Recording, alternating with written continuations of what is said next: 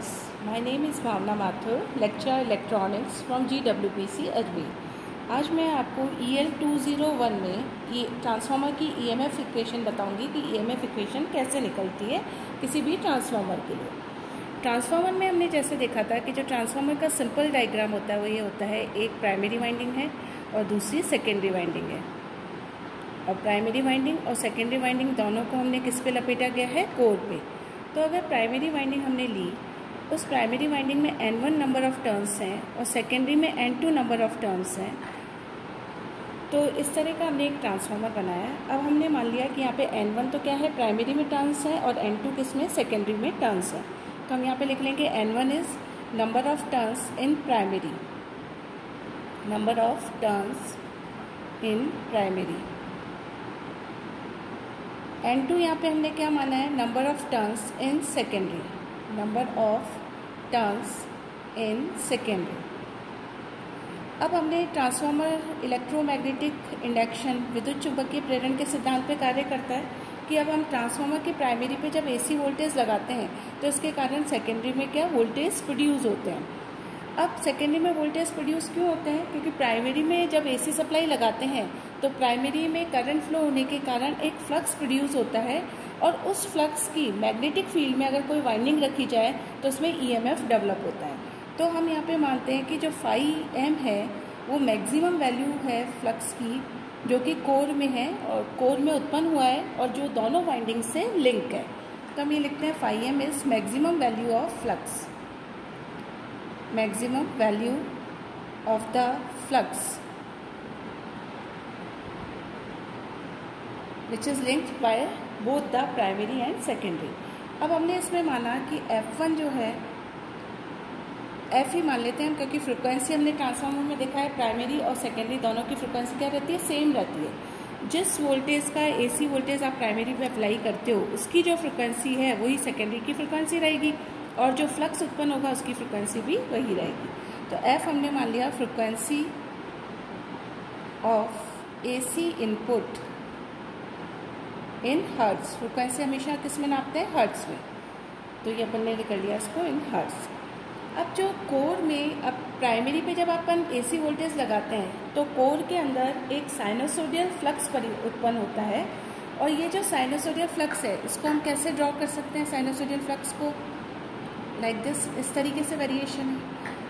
इधर हमने फ्लक्स ले लिया और इधर हमने टाइम ले लिया, तो ये साइन वेव के रूप में वेरी कर रहा है और ये जो वैल्यू है फ्लक्स की वो है φm, maximum value of flux है।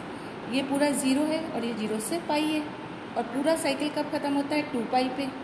फ्लक्स की जो मैक्सिमम वैल्यू है वो हम देख रहे हैं कि किस पे होती है, π/2, यानी 90 डिग्री पे मैक्सिमम फ्लक्स इस सर्किट में उत्पन्न होता है। तो हम ये कह सकते हैं कि क्वार्टर साइकिल ये होता है हाफ साइकिल, ये और यहाँ तक पूरा होता है कंप्लीट 1 साइकिल। और तो ये क्या हो गया, हाफ का भी आता है, यानी ये क्या हो गया, क्वार्टर साइकिल। तो क्वार्टर साइकिल में फ्लक्स की वैल्यू क्या पहुँचती है, मैक्सिमम पहुँचती है। तो इस समय टाइम कितना होगा, टाइम कैसे निकालेंगे, अभी अपन देख रहे हैं कि कितने समय में पहुँच रहा है, क्वार्टर साइकिल, क्वार्टर साइकिल। तो अपन क्या टाइम हुआ, T इज इक्वल टू कितना हो गया, T/4, क्योंकि हम ये मानते हैं कि टोटल टाइम एक साइकिल को कंप्लीट होने का जो टाइम है टोटल, दैट इज T। तो क्वार्टर साइकिल कितने के बराबर हो गया, T/4 के, और T इज इक्वल टू होता है 1/f। तो इसकी वैल्यू हो गई, T की जगह हम लिख देंगे 1/f, तो ये हो गया 1/4f सेकेंड। 1/4f सेकेंड में हमारी फ्लक्स की वैल्यू क्या पहुंचती है, मैक्सिमम पहुंचती है, मैक्सिमम वैल्यू का फ्लक्स उत्पन्न होता है। अब हम जो फ्लक्स के परिवर्तित होने की दर निकालें, average rate of change of flux निकालें, तो हम लिखें चूँकि average rate of change of flux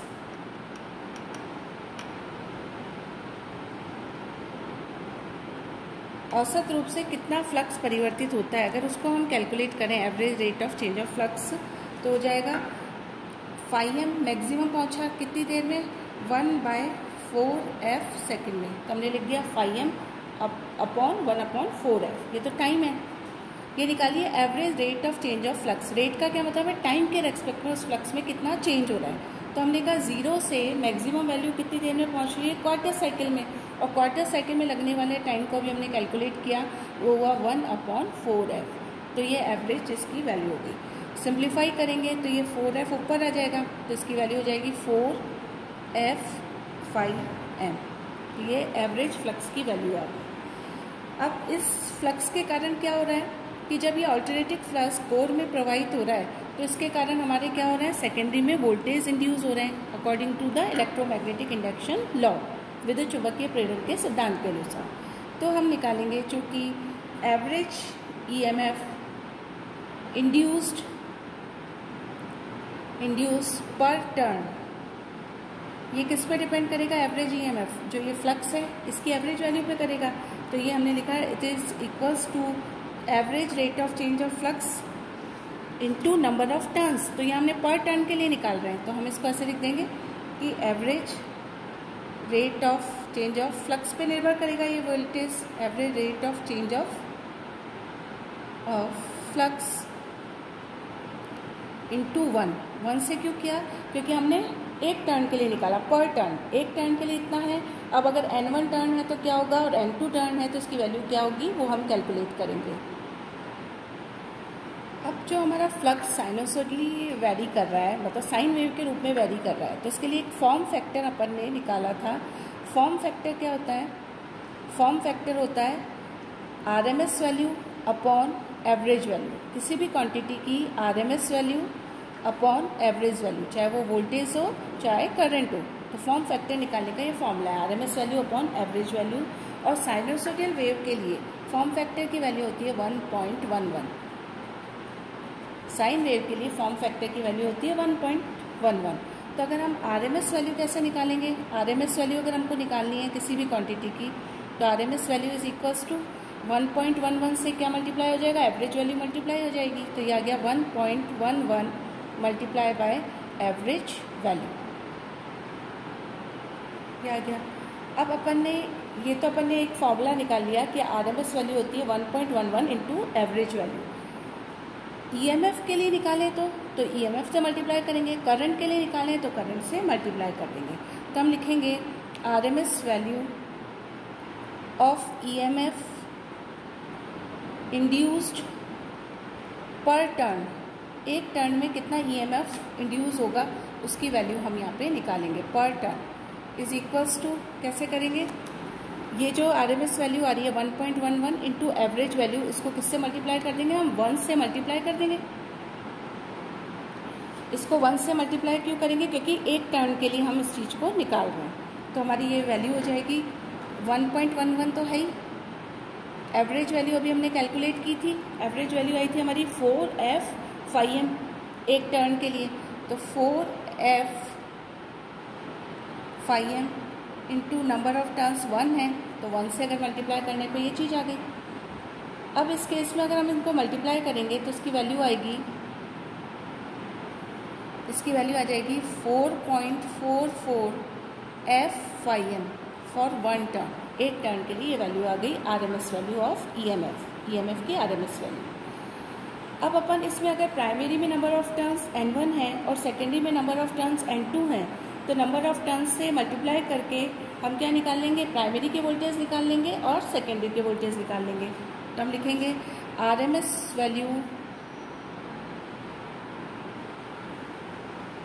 value of induced voltage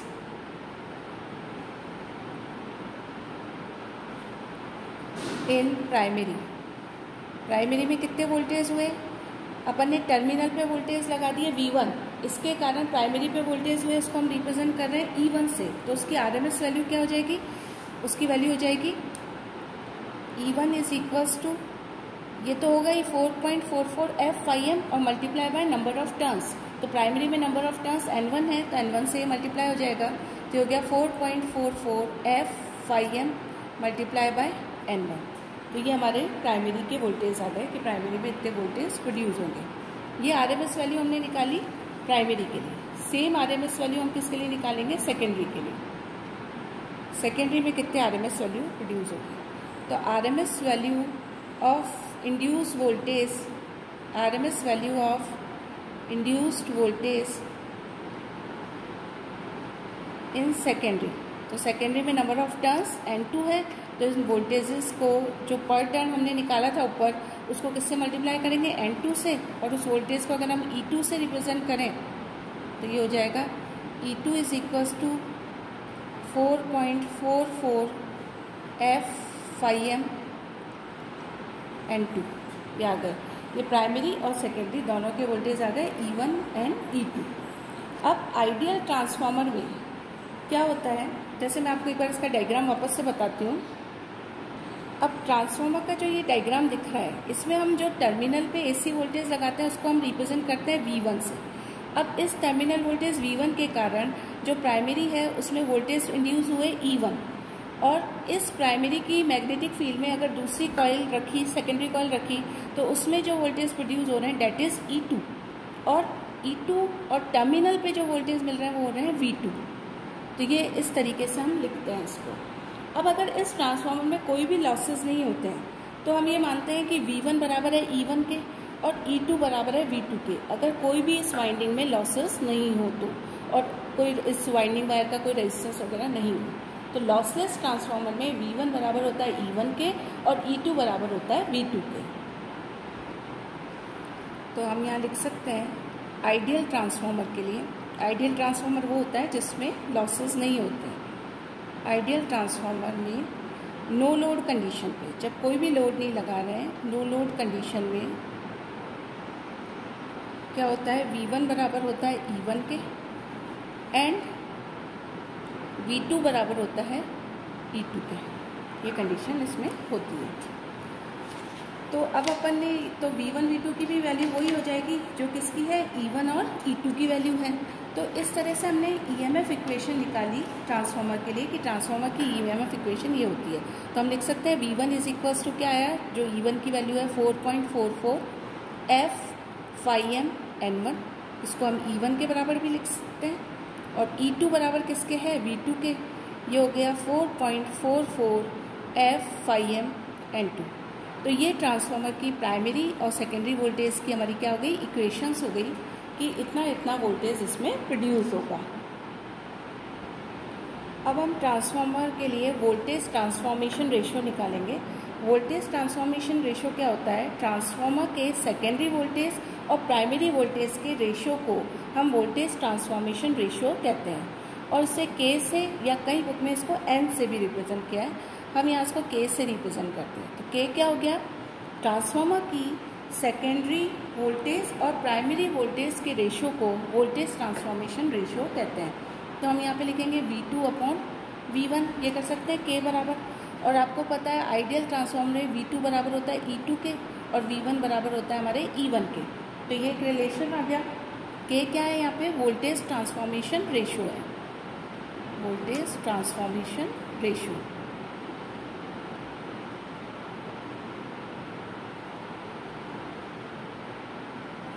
तो K की डेफिनेशन हम इस फॉर्मूले से दे सकते हैं कि K की डेफिनेशन क्या होगी, ट्रांसफार्मर के सेकेंडरी के वोल्टेज और प्राइमरी वोल्टेज के रेशियो को हम क्या कहते हैं, वोल्टेज ट्रांसफॉर्मेशन रेशियो कहते हैं।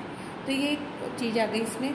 अब अगर अपन E2 और E1 की वैल्यू रखेंगे तो E2 की वैल्यू क्या थी, K बराबर यहाँ पे क्या हो गया, E2 की वैल्यू हमारी कितनी आई थी, 4.44 F N2 5M क्या आई थी। अब E1 की वैल्यू रखेंगे तो वो आई थी 4.44 F N1, number of turns N1 है, ये हो गया 5M। अब 4.44 कट गया, F कट गया, 5M कट गया, तो K की वोल्टेज ट्रांसफॉर्मेशन रेशियो क्या हो गया, N2 अपॉन N1, यानी ये टर्न्स का रेशियो आ गया, सेकेंडरी में नंबर ऑफ टर्न्स और प्राइमरी में नंबर ऑफ टर्न्स का। तो ये K की वैल्यू आ गई इसमें। अब हम देखें कि स्टेप अप ट्रांसफार्मर होगा तो क्या होगा और स्टेप डाउन ट्रांसफार्मर होगा तो क्या होगा। हम जानते हैं स्टेप अप ट्रांसफार्मर में, स्टेप अप ट्रांसफार्मर में क्या होता है, आउटपुट वोल्टेज जो होते हैं वो इनपुट वोल्टेज से ज़्यादा होते हैं, यानी ये इनपुट वोल्टेज को बढ़ाकर आउटपुट में देता है। स्टेप अप करना मतलब उसको बढ़ाना। अब अगर स्टेप अप ट्रांसफार्मर काम में लिया है तो स्टेप अप ट्रांसफार्मर के लिए आप कंडीशन जानते हैं कि आउटपुट वोल्टेज जो होंगे वो इनपुट वोल्टेज से ज़्यादा होंगे, V2 is greater than V1। अब V2 अगर ग्रेटर देन V1 होगा तो K क्या है, V2 अपॉन V1 का रेशो है, तो इससे क्या होगा, K भी जो होगा वो ग्रेटर देन क्या आएगा, 1 आएगा।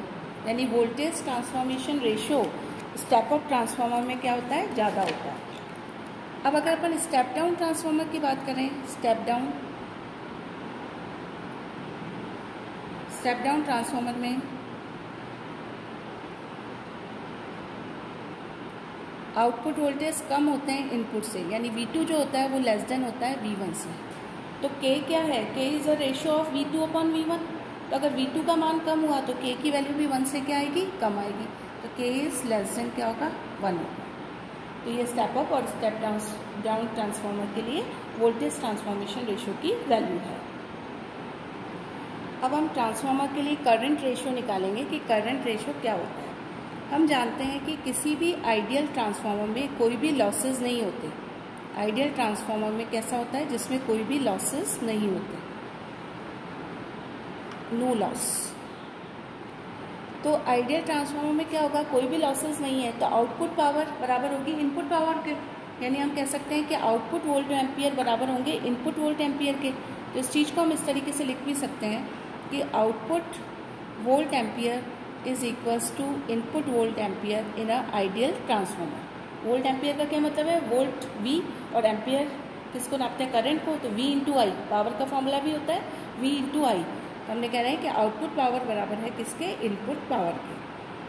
अब आउटपुट जो वोल्टेज होते हैं उसको V2 से करते हैं, और अगर आउटपुट करंट को हम I2 से रिप्रेजेंट करें और इनपुट वोल्टेज को V1 वोल्टेज होते हैं, और इनपुट करंट को अगर हम I1 से रिप्रेजेंट करें तो ये होगा V2 I2 is equals to V1 into I1। अब अगर अपन V1 को नीचे ले आए यानी V2 अपॉन V1 कर दें तो ये हो गया I1 और I2 नीचे चला गया, तो V2 upon V1 is equals to I1 upon I2। अब हम जानते हैं कि V2 अपॉन V1 किसके बराबर होता है, V2 upon V1 is equals to N2 upon N1 क्या होता है। तो हमने यहाँ पे क्या आ जाएगा, V2 अपॉन V1 की जगह ये चीज़ लिख सकते हैं हम I1 अपॉन I2। तो ये एक तीनों में रिलेशन आ गया, किसमें, वोल्टेज में, टर्न्स में और करंट में। और हम जानते हैं कि N2 अपॉन N1 क्या है, वोल्टेज ट्रांसफॉर्मेशन रेशियो, और उसको किससे रिप्रेजेंट करते हैं, K से। तो ये एक रिलेशन आ गया इनके बीच में। अब अगर मैं इन दोनों पार्ट्स को साथ लूँ तो I1 अपॉन I2 बराबर है K, और अगर मैं इसको करूँ I2 अपॉन I1 तो I2 अपॉन I1 किसके बराबर हो जाएगा, 1 अपॉन K के। यानी इनसे हम ये कंक्लूजन निकाल सकते हैं कि जो वोल्टेज हैं ट्रांसफार्मर के वो तो नंबर ऑफ टर्न्स के डायरेक्टली प्रोपोर्शनल होते हैं, लेकिन जो करंट है वो नंबर ऑफ टर्न्स के इन्वर्सली प्रोपोर्शनल होती है। तो यहाँ हम देख रहे हैं कि जो करंट का रेशो है आउटपुट अपॉन इनपुट, वो वोल्टेज ट्रांसफॉर्मेशन रेशो के क्या है, इन्वर्सली प्रोपोर्शनल है। तो आज के लेक्चर में हमने ट्रांसफार्मर की EMF इक्वेशन कैलकुलेट की तथा उसका वोल्टेज ट्रांसफॉर्मेशन रेशो और करंट रेशो निकाला। Thank you.